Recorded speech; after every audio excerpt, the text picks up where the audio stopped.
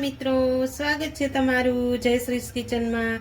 તો આજે આપણે બનાવીશું એક નવા મસાલા સાથે આલુ પરોઠા। તો આલુ પરોઠા બનાવવા માટે અહીંયા મેં બટેકા બાફીને લઈ લીધા છે। મેં બટેકા પહેલેથી જ બાફી લીધા છે। થોડાક આપણે ઠંડા થઈ જાય ત્યાં સુધીમાં આપણે લોટની તૈયારી કરવાની છે। તો આપણે બટેકા પહેલેથી જ બાફી અને રાખી લેવાના છે। તો તમને જો મારી રેસીપી પસંદ આવતી હોય ને તો મારા વિડીયોને તમે સ્કીપ કર્યા વગર જોજો, જેથી તમને ખ્યાલ આવશે કે આપણે આલુ પરોઠા કઈ રીતે બનાવવાના। તો અહીંયા આપણે આલુ પરોઠાનો લોટ બાંધવા માટે અહીંયા મેં ઘઉંનો લોટ લઈ લીધો છે, જે આપણે નોર્મલી રોટલીનો લોટ આવે તે જ લીધો છે। હવે તેમાં આપણે થોડુંક સ્વાદ પ્રમાણે નમક એડ કરી દઈશું। હવે તેમાં આપણે 1 ચમચી જેટલું આદુ મરચાં અને લસણની પેસ્ટ એડ કરીશું। હવે તેમાં આપણે થોડાક લીલા ધાણા એડ કરીશું, જેથી બધા આ મસાલા એડ કરવાથી પરોઠાનો સ્વાદ ખૂબ સરસ એવો આવશે। તો હવે આપણે તેમાં 1 ચમચી જેટલું તેલ એડ કરીશું। અહીંયા આપણે 1 ચમચી જેટલું તેલ એડ કરી દીધું છે। હવે આપણે લોટને એકદમ સરસ રીતે મિક્સ કરી લેવાનો છે।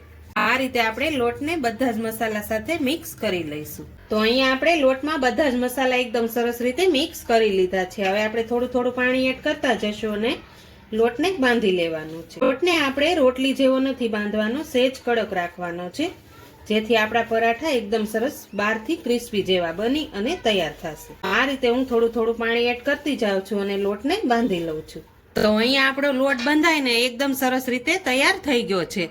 હવે તેને આપણે સાઈડમાં રાખી અને બટેકાને ફોલી લઈશું।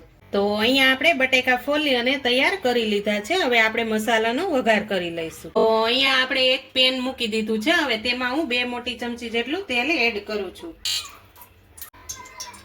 તો અહીંયા આપણું તેલ ગરમ સરસ થઈ ગયું છે। હવે તેમાં હું 1 ચમચી જેટલા રાઈ જીરું એડ કરું છું। એકદમ સરસ રીતે ફૂટી જાય પછી આપણે તેમાં લીમડાના પાન એડ કરવાના છે। તો અહીંયા આપણા રાઈ જીરું એકદમ સરસ રીતે ફૂટી ગયા છે। હવે તેમાં હું લીમડાના પાન એડ કરું છું।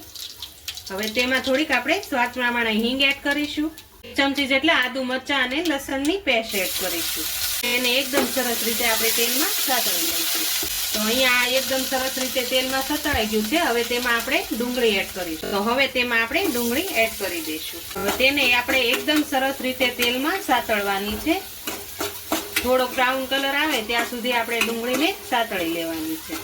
તમે જો એકવાર આ રીતે નવા મસાલા સાથે આલુ પરોઠા બનાવશો ને તો ખૂબ સરસ એવો ટેસ્ટ પણ સારો આવશે અને ખાવામાં મજા પણ આવશે। તો આ રીતે હું ડુંગળીને એકદમ સરસ રીતે સાતળી લઉં છું। તો અહીંયા આપણી ડુંગળી સરસ રીતે સતળાઈ ગઈ છે। હવે તેમાં હું 1 નંગ જેટલું ટમેટું એડ કરું છું। તેને પણ આપણે એકદમ સરસ રીતે મિક્સ કરી લઈશું।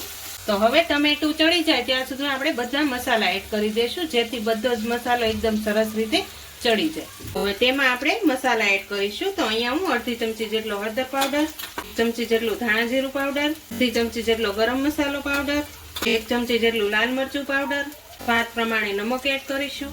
હવે આ મસાલાને આપણે બધા જ એકદમ સરસ રીતે મિક્સ કરી લઈશું।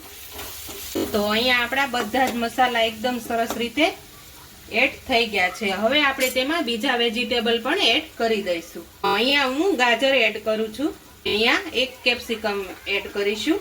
તેમાં થોડીક આપણે લીલી મકાઈ પણ એડ કરીશું। હવે આપણે આ બધા જ વેજીટેબલ એકદમ સરસ રીતે મિક્સ કરી લઈશું। તો જોતા જ મસાલા આપણને કેવી સરસ લાગે છે।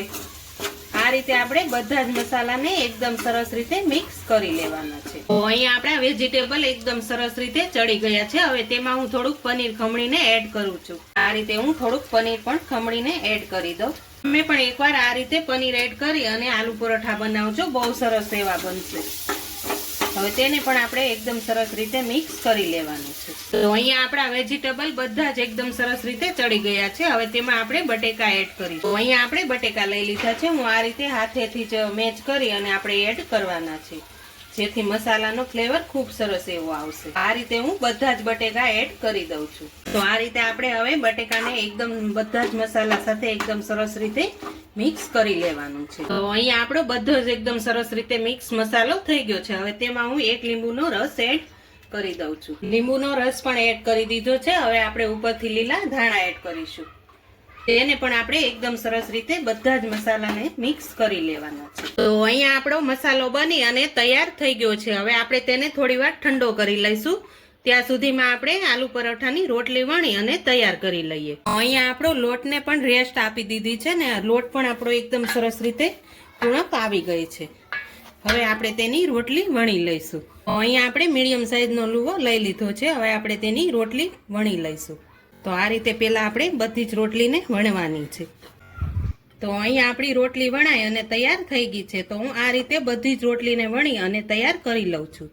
તો અહીંયા આપણે રોટલી વણી અને તૈયાર કરી લીધી છે. હવે આપણે તેમાં મસાલો ભરી લઈશું. તો મસાલો ભરવા માટે અહીંયા મેં એક રોટલી પહેલા લઈ લીધી છે. હવે તેમાં આપણે ઉપરથી મસાલો ભરી લઈશું. તો અહીંયા આપણે રોટલી ઉપર મસાલો પાથરી લીધો છે. હવે તેની ઉપર હું ખમણીને પનીર એડ કરું છું. આ રીતે ઉપરથી આપણે પનીરને પણ ખમણીને એડ કરવાનું છે. આ રીતે એકવાર તમે પનીર અંદર એડ કરીને બનાવજો પરોઠા બહુ સરસ એવા બનશે. આ રીતે હું મસાલો ભરી લીધો અને ઉપરથી પનીર એડ કરી દીધું છે. હવે આપણે તેની ઉપર બીજી રોટલીને પણ આ રીતે મૂકી દેવાની છે. અહીંયાથી આપણે ફોલ્ડ કરી લેશું જેથી આપણો મસાલો બહાર ન નીકળે. તો આ રીતે આપણે બધે જ મસાલા ભરી લઈશું રોટલીમાં. પછી આપણે તેને શેકી લઈશું. તો અહીંયા આપણે તવી પહેલેથી જ ગરમ કરવા મૂકી દીધી હતી. હવે તેમાં આપણે આલુ પરાઠાને શેકી લઈશું. હવે આપણે ઉપરથી થોડુંક તેલ એડ કરીશું. એટલે તેલ એડ કરી અને શેકી લેવાનું છે.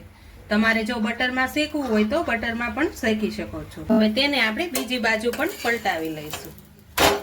હવે આપણે થોડુંક તેલ પાછું એડ કરીશું.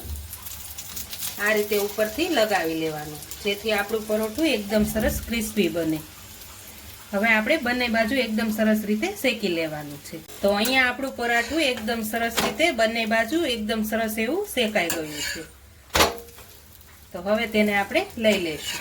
તો તમે જોઈ શકો છો કે આપણું પરાઠું એકદમ સરસ બ્રાઉન કલરનું અને બહારથી એકદમ ક્રિસ્પી બનીને તૈયાર થયું છે. તો આ રીતે હવે હું બધા જ પરાઠા તળી લઉં છું.